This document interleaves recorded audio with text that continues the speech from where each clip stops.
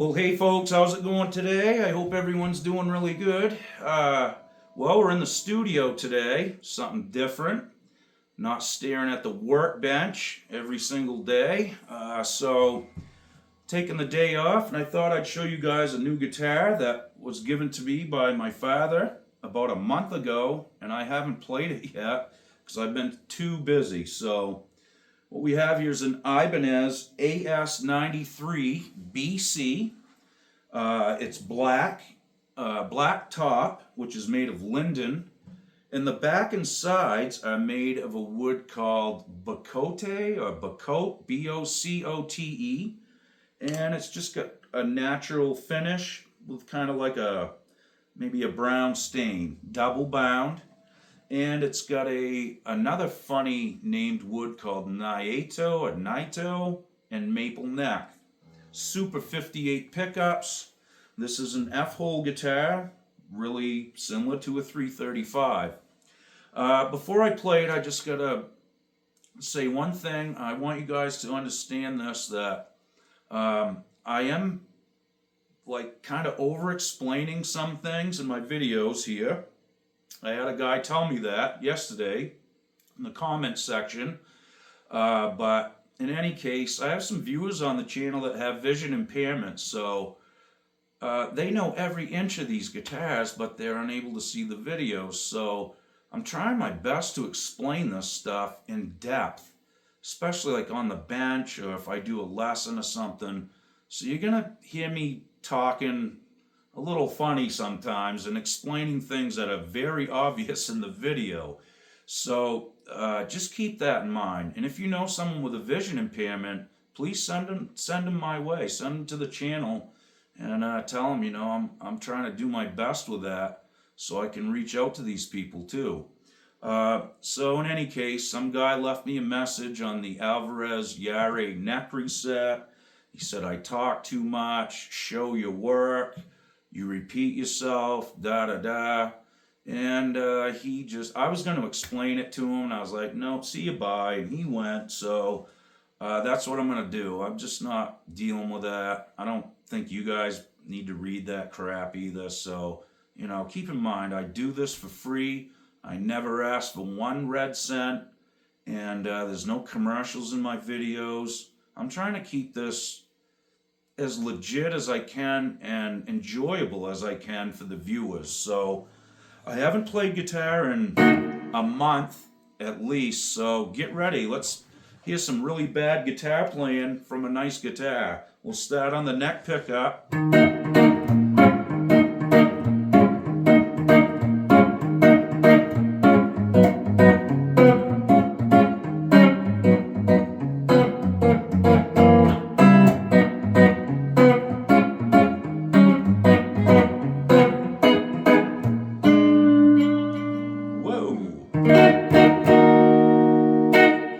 Okay, I told you it was going to be bad. So that's the neck pickup. Let's go to both. I've got volume on 10, tone on 10, all 4 knobs. Here's both pickups.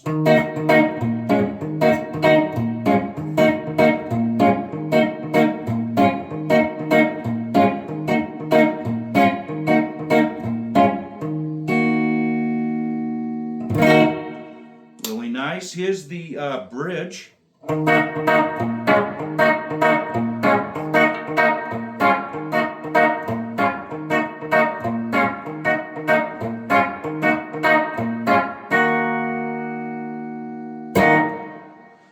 Really fun guitar to play.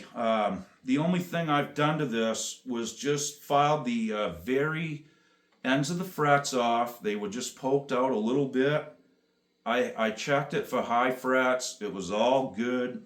I haven't touched this guitar other than the fret ends, which took me longer than it did to play what I just played. So I've got more time invested in the labor than I do the playing right now. But I'm pretty sure my dad probably did a setup on this because it plays really nice and the action's great.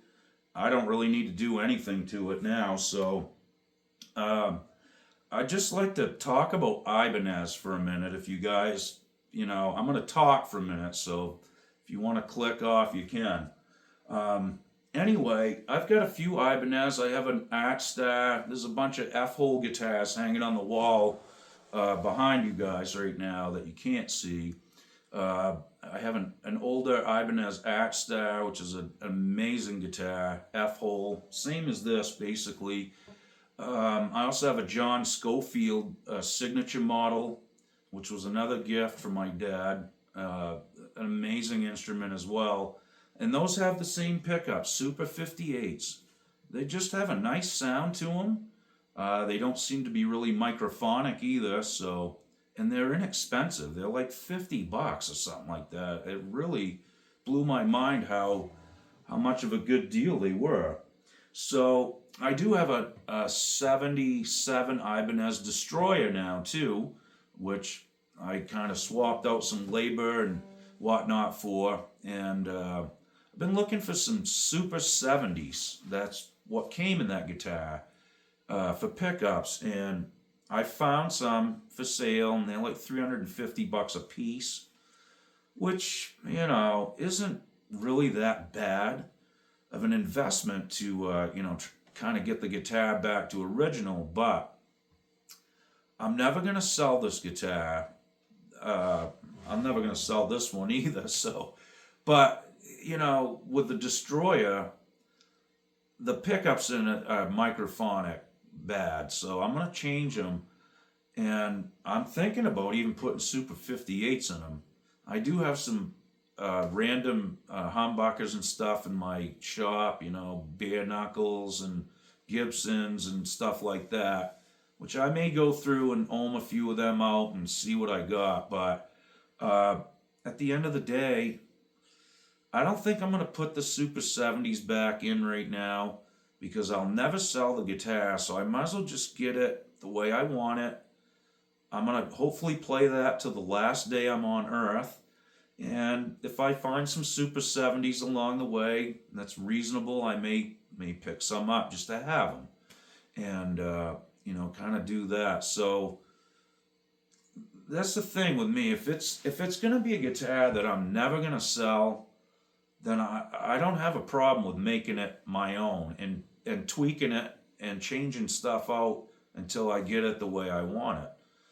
And I'm not really good at selling guitars, so you guys have seen my collection, you know, kind of throughout the videos I've done, and I don't sell guitars. I don't hoard them either because I do play them, but I mean, every guitar in my collection gets played, which it's getting to be out of hand. I can't even really play them all in one day now, but I do try to rotate and play them and enjoy every one of them.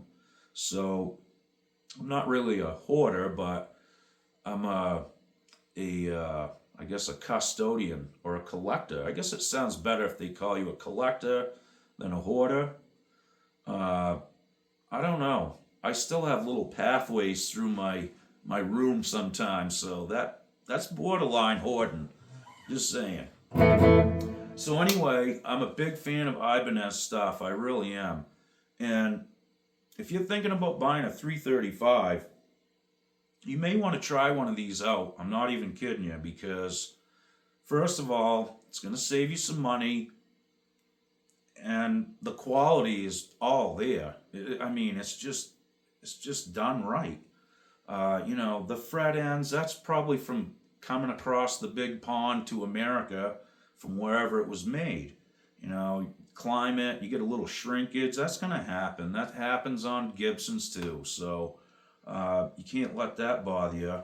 And, you know, like, for instance, now it's double bound, and I'm showing this where the binding is right up around the heel. And of course, that's contoured, so that binding flares out here where that body side meets the heel, and they've got that square corner there, which is very hard to do, and it's very hard to do and get it looking that clean. So, you know, that's just a quick glimpse at the quality here. I look at guitars every single day of the week, and it's usually finding the flaws that I need to repair. So I'm getting very good at, like picking apart a guitar really quick.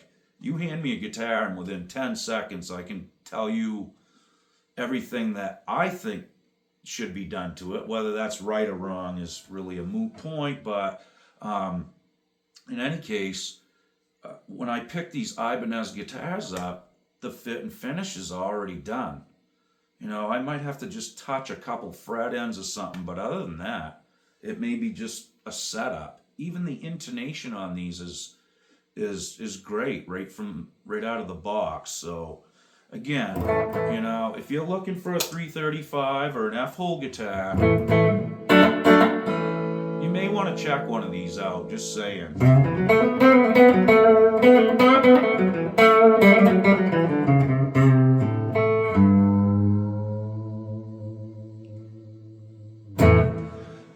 Good sustain too. All right, so I'm just going to go across the pickups real quick. This is kind of a thing I always do. Just want to see what the balance is like, and that might be one thing I may do, is raise or lower a pickup. So here's the bridge. Here's both. Here's the neck.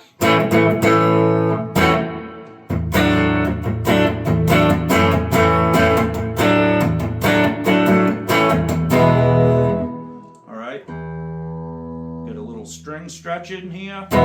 So that was the neck. Let's go to the both, middle position.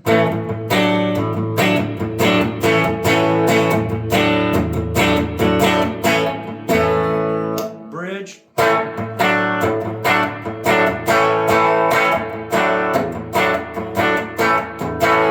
Neck. Let's just go neck, middle, and then bridge. Pretty balanced, really. I could deal with it. So, sometimes when I may drop the neck pickup just slightly, I like where the bridge is. I might lower the neck just a little bit, just to even it out. It's a little fatter and a little bassier. So, that's something to check. So you can run into this with a guitar where you snap on the neck pickup and it's fat, and it's woofy, your amp's woofing, and then you snap it onto the bridge and it's like mint, right exactly where you want it. You go back to the neck and it's like, oh, I got to tweak my amp to, split the difference. Well, you can do that with adjusting your pickup heights too.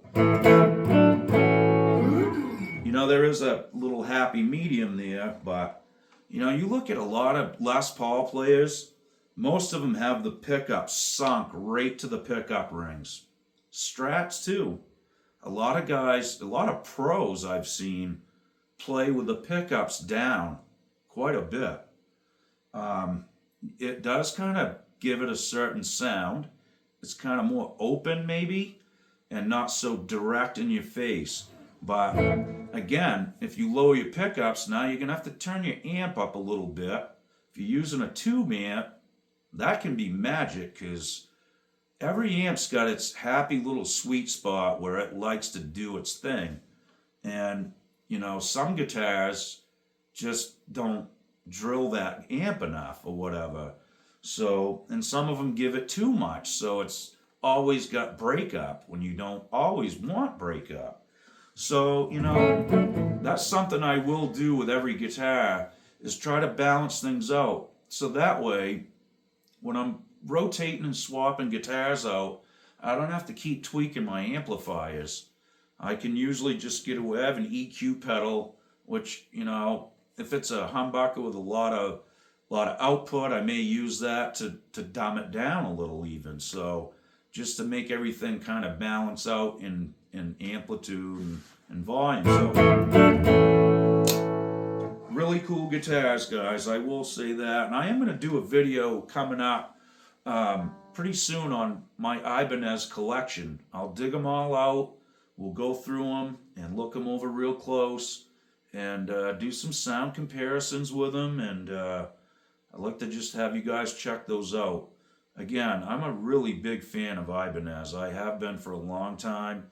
They endorse probably some of the greatest guitar players on planet Earth today. And, you got to think about that. Look at the list of famous guitar players that play Ibanez guitars. It's a long list. And I'm talking killer guitar players, the best in the business. Guys like John Scofield, George Benson, Steve Vai.